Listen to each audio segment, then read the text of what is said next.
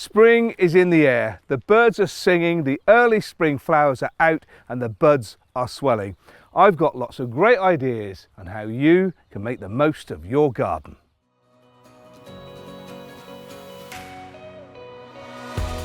In this episode, get your sunglasses on. Our plant of the month packs a powerful punch. Planting out potatoes. And my top tips for gardening tools.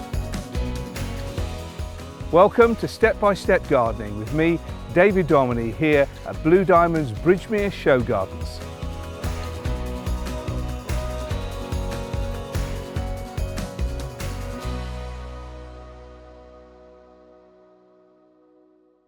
A marvellous plant of the month is a rhizomum. Take a look at these, commonly known as wallflowers. Now, if a person is called a wallflower, it's usually someone that's overlooked, but it's certainly not the case with the wallflowers. In fact, they get their name because their seed is so super tough it can germinate anywhere, including in walls. And there's two types when you go to a garden centre. One is the bedding ones. Now these don't last as long. Generally, they're more economic to buy. You plant them out really for early spring colour, and they work so well with a host of other spring flowering plants and tulips and bellis and primroses and the like. But there is also perennial varieties that you plant in your garden and they last for years and years. They don't quite live as long as many other herbaceous plants, but you do get a massive amount of flower. Flowering from spring right the way through the summer into the autumn. I've got one of these in my garden and I kid you not, it's never been a week without a flower. Even in winter, there's one or two buds with little flowers in, which really brightens up the day. The Tudors were growing wallflowers way back when, so it's one of the first bedding out plants. And even the Victorians, with their language of flowers, the wallflower represented faithfulness and enduring affection, which is lovely. The other thing is, it's a fragrance. You can get fragrance from some of the flowers, some more stronger than the others. And there's beautiful single flowering varieties, but also there's bicolour as well. And over at the front, Lemon Glow, that one just there, it's gorgeous. It's got that lovely primrose type colour of the yellowing there, plus you've got the white as well. And other varieties, they come out with red buds and then they open to a mustard colour, which is quite funny because they're actually related to mustard. Wallflowers themselves come from the brassica family, same as Brussels sprouts or cabbages, so they're used to performing in cold weather. This is why they're a really good early flowering plant. So much detail in each flower. Now the secret of success is a sunny location, well-drained soil. When some flowers are finished, just deadhead. Just keeps them and encourages them to produce more flowers. And at the end of the season, when it's finished flowering, reduce it down by half, and that'll keep a nice bushy plant. You get a lot of bang for your buck with wallflowers. You get the flower, you get fragrance, you get evergreen, and of course it's low maintenance and the bees love them too. I give you the wallflowers.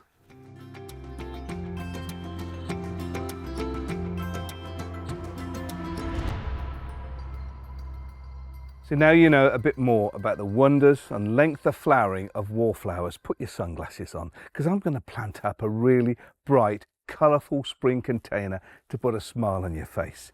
I'm using Teracotta and I've got some compost here, peat-free compost with some perlite in to aid drainage. So the Teracotta with a hole at the bottom, a little bit more porous, will be pretty good for the plants that I'm putting in it. First, around the front edge, I'm going to put these gorgeous little violas. They're marvellous plants to give a lot of colour earlier on in the year. Another one here. I quite like the reds and the burgundies of violas. It's always best in containers to plant in multiples of 3, 5s and 7s to get bold groups of colours.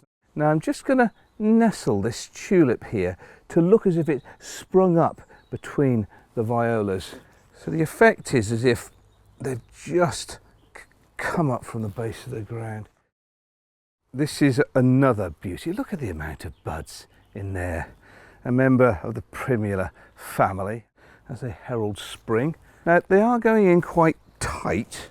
Normally you'd leave a bit more space for them to grow, but I want pretty instant effect here. You can see the layers of colours where gold mixed in with a little bit of red. So a nice red flowering wallflower added in here will really give it an effect. Now what I'm doing is I'm building layers, taller at the back, getting down to shorter at the front. Gently tease into position. There we go. Lovely little container there, all finished, bright and spring-like. And of course, as we get into the season and into summer, the tulips and the violas and even some of the prims may have died down. But you can always infill with some more summer colour to go alongside the perennial wallflowers as they continue flowering throughout the year.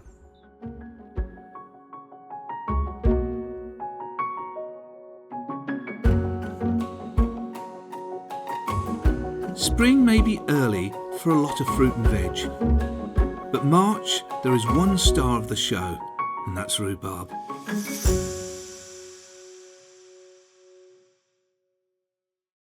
You may be noticing in greengrocers up and down the country the fresh deliveries of rhubarb.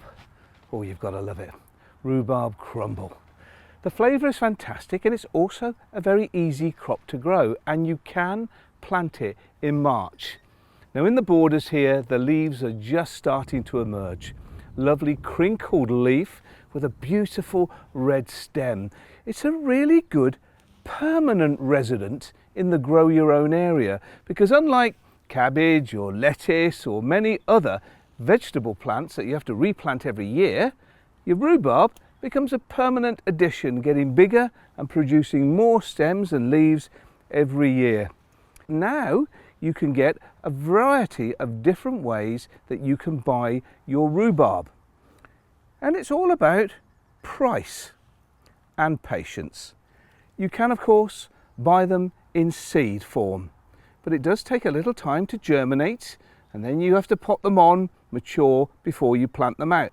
The next option is buying them in prepacks, which is where plants have been dug up and sold inside these plastic bags.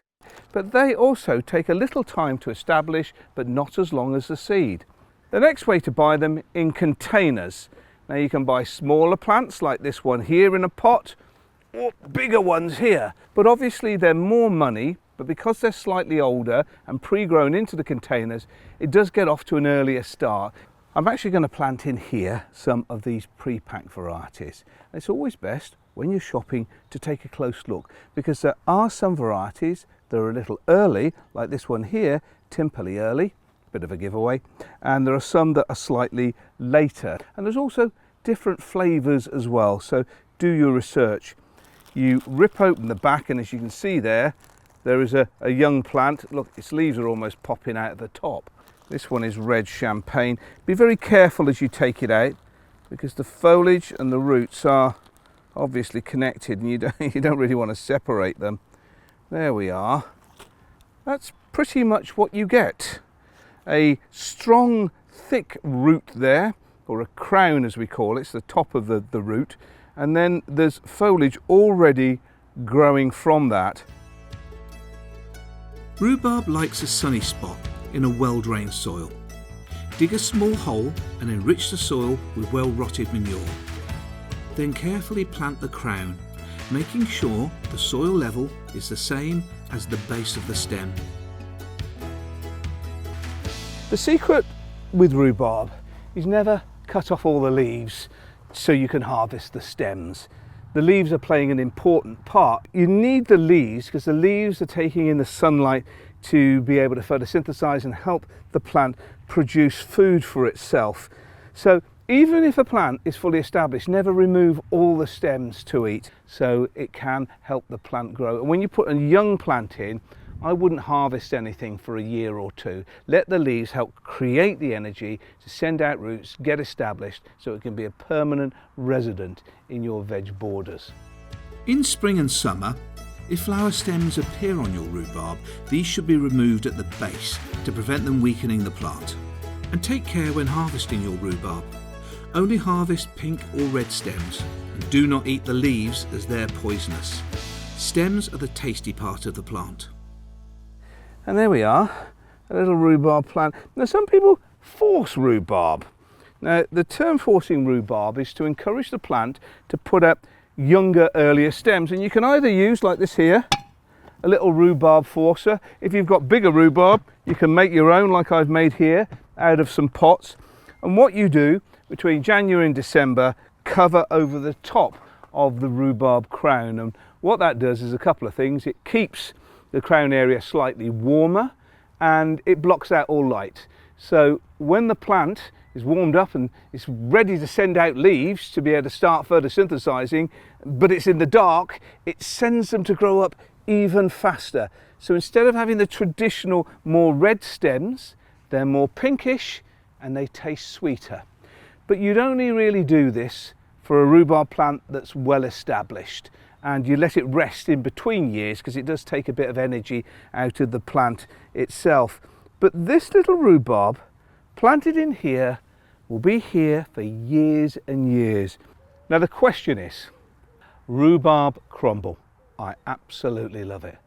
Do you have it with custard, ice cream or cream? Please let me know, put it in the comments below. But if you've never grown rhubarb before, it's a great crop and incredibly low maintenance. Last episode, I planted summer flowering bulbs and roots, and already my peonies are emerging. And the cosmos and broad beans that I sowed are well on their way. I'll have more news and updates in a later episode, but for now, let me tell you the next steps with my tomatoes, chilies and sweet peas that I've been nurturing.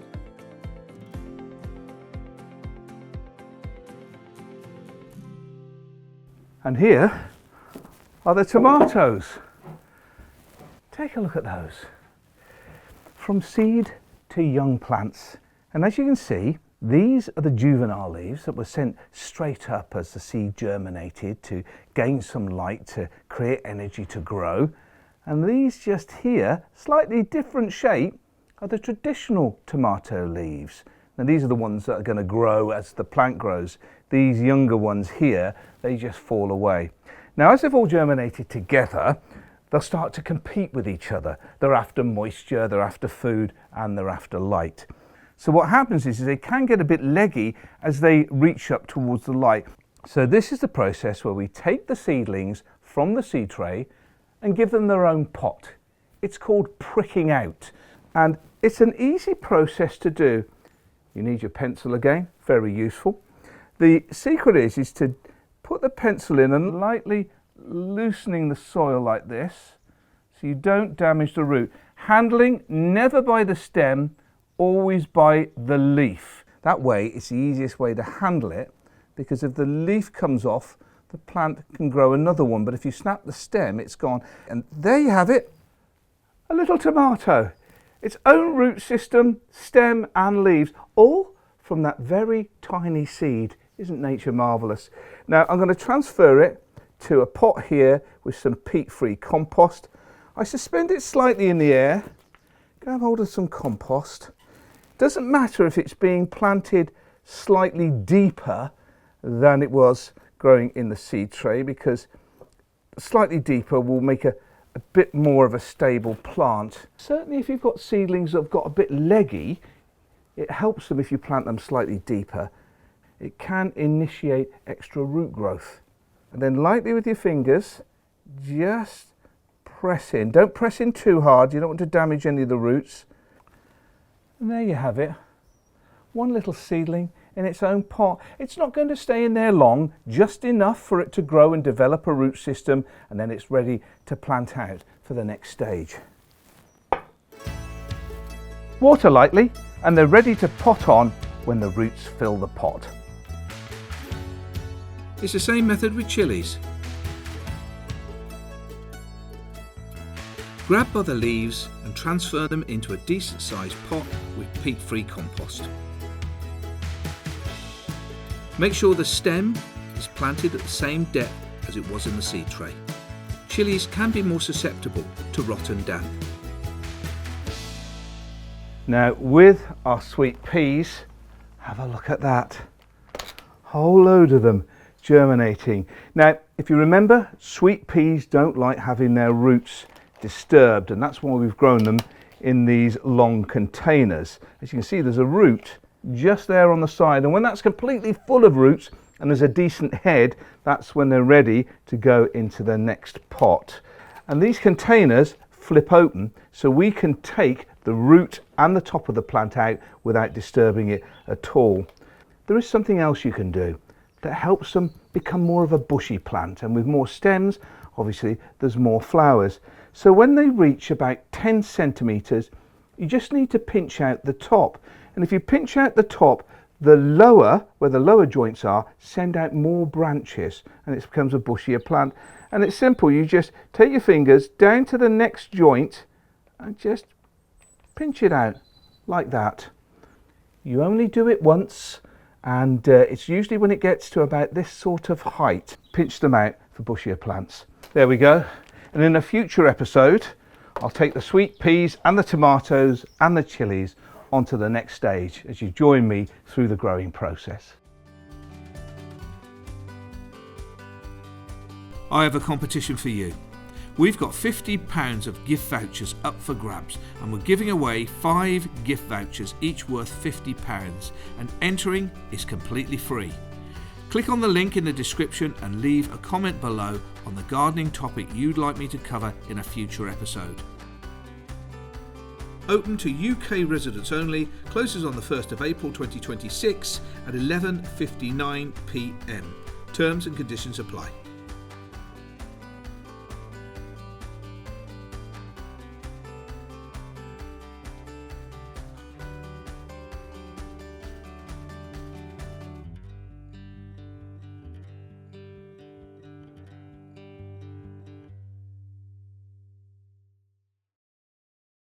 Now it wasn't that long ago, in one of our earlier episodes, that I was showing you how to chit potatoes.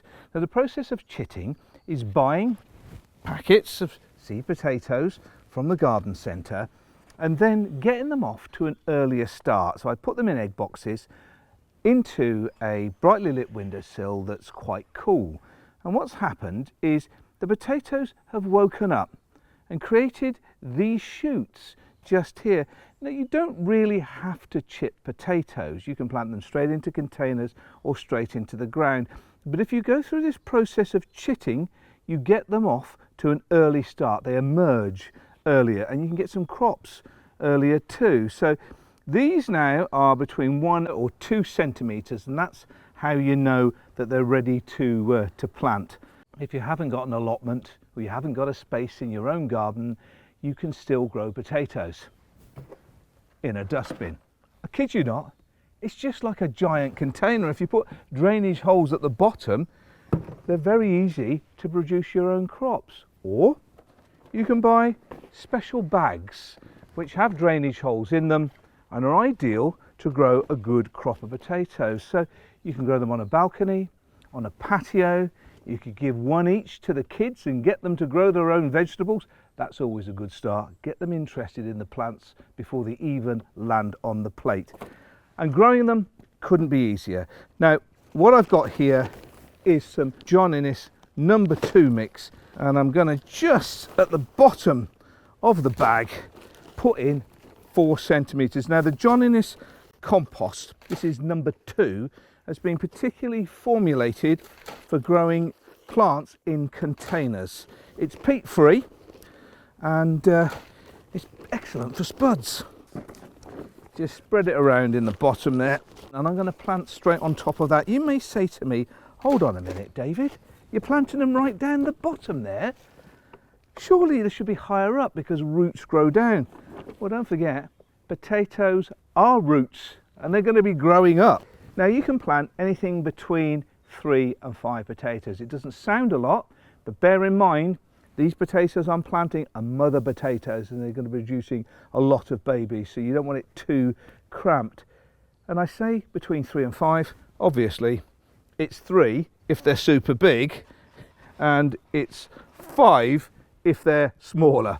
I'm actually going to plant 4 of the medium-sized ones, so I'm splitting the difference there. 1, 2, yeah, you can go in there, 3, 4. Now, obviously, there's an up and a down. The shoots are up, no shoots are down.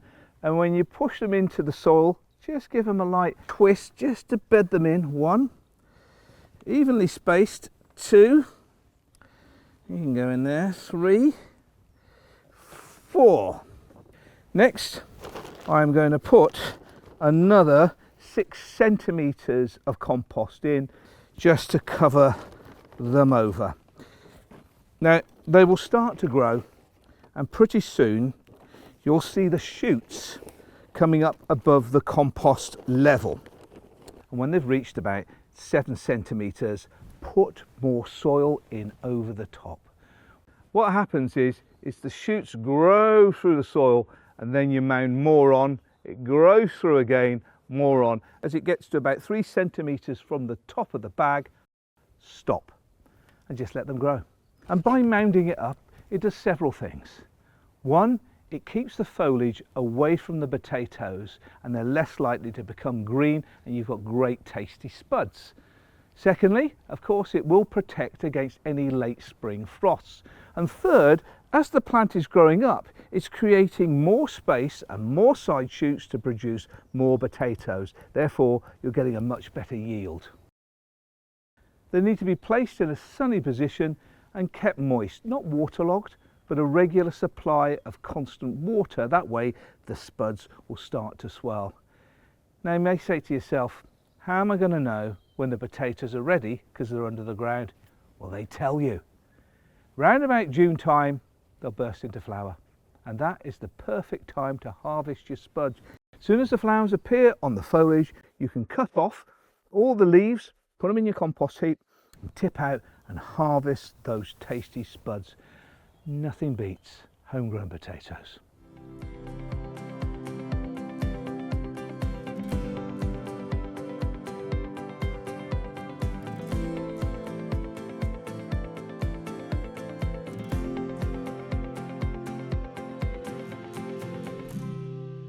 A wheelbarrow is a key essential in any garden, but I'll give you a good tip. When you're loading up, don't have most of its contents here because it's heavy on the arms. Have it at the top end. That way it's heavy on the wheel.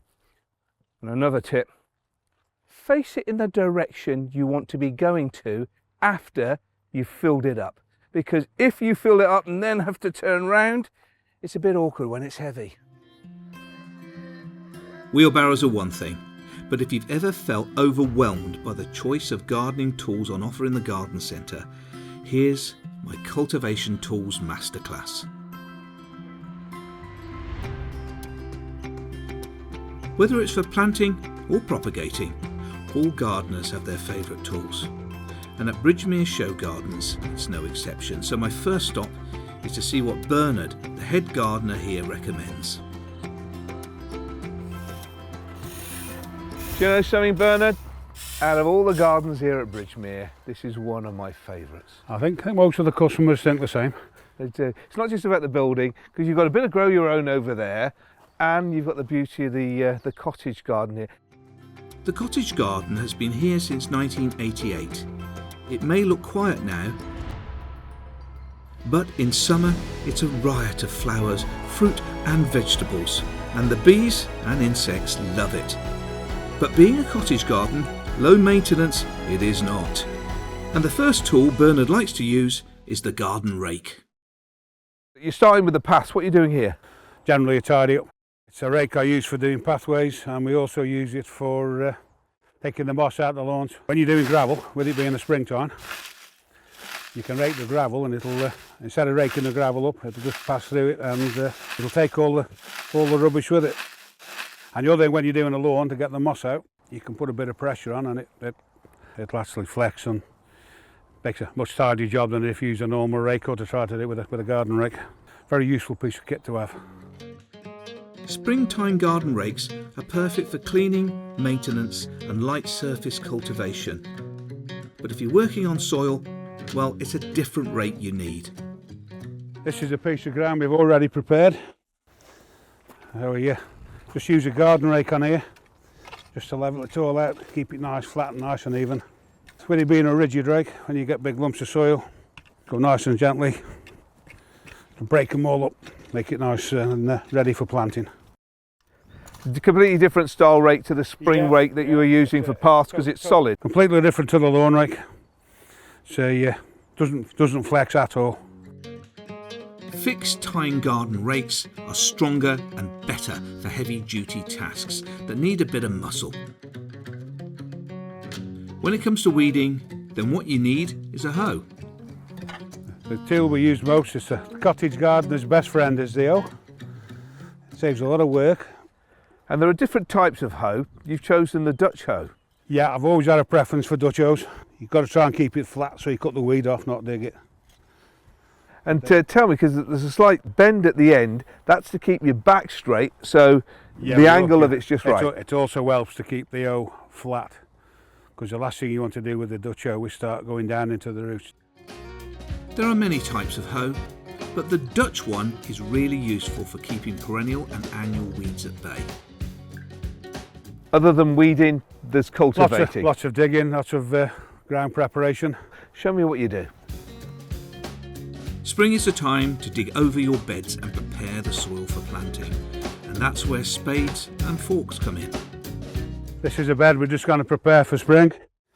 Use the big spade, get right down, break all the soil up. That's ideal for us, but if you're less able or a little bit smaller than what we are, a small spade will do exactly the same job. Smaller spades are less tiring to use for digging over and are great for delicate planting jobs or when you're working in and amongst existing plants. And for digging over, a fork can be your friend too.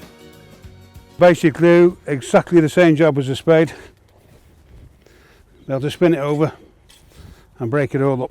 They break the soil up for you as you go. You haven't got to spend so much time breaking soil down after. But, some people don't dig with a spade at all and others only ever dig with a fork. So if you're advising someone who's choosing tools for the first time, what should they be looking for? Choose a spade or a fork that suits your physique. If you're not very big and you use a big spade like that all day, you'll very soon get tired. And the advantage of one of these, you can dig with it, you can plant with it, and you'll be with you all the time, everywhere you go. And if you look after them, they can be with you for life. I've got a spade at home that used to be my granddad, so that's got to be then near 50 years old, I would think. Still as good now as the day I got it from him. Good, well cared for garden tools last for years, so buying them is an investment. And when you're choosing, understanding what they're made of, that's really important. When you go into the garden centre to buy tools, you're faced with two options really: carbon steel and stainless steel. Now there are four real things to consider when you're looking at which one you want to choose: cost, durability, sharpness and weight. For a start off, carbon steel will be less expensive than stainless steel, but stainless steel is less likely to rust than carbon steel, so carbon steel may need a little bit of maintenance. Then sharpness. Carbon steel will keep sharper for longer, whereas stainless steel, certainly with hoes and spades, may need sharpening. Final is weight when you're using them. Stainless steel is generally thicker and heavier, and carbon steel is lightweight and easier to use. And you should consider all of these to find the best tool for you. I advise you to go up to the tool rack, try a few in your hand and make the choice that's best for you. But if you look after them, they'll last longer. Here are my top tips to look after your tools. After you've used your tools, make sure you clean them by wiping them down with a cloth or brushing them. And give them an occasional light wipe over with something like linseed oil, particularly if they're carbon steel, to help prevent from rusting.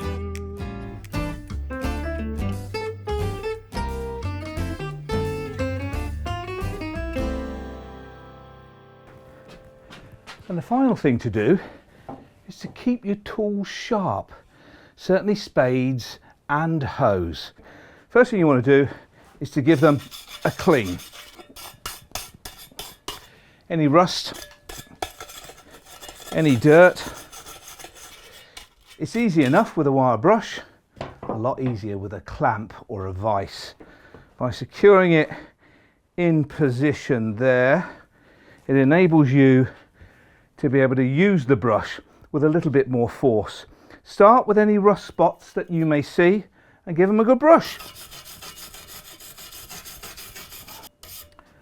Once you've got them clean, the next thing is to put an edge on the end of the hoe itself. Now, when it comes to sharpening, you want to find out where the bevel is, where the cutting edge is. And you can just feel that one there, it's going down at an angle.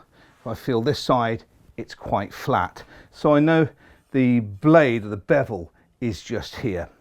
You want to get yourself a decent metal file, nothing too coarse, because you're just looking to put an edge on it. A general tip here that I learnt from an old butcher was put your finger there, and that gives you the right angle approximately. But you'll get the feeling from the angle of the blade. And you just want to run your hand down. Don't do this back and forth, just one run. And I'd do about 5 to 10, and then you can start to feel, because you don't want to make it that sharp. You're not cutting steaks with it, you're just cutting weeds.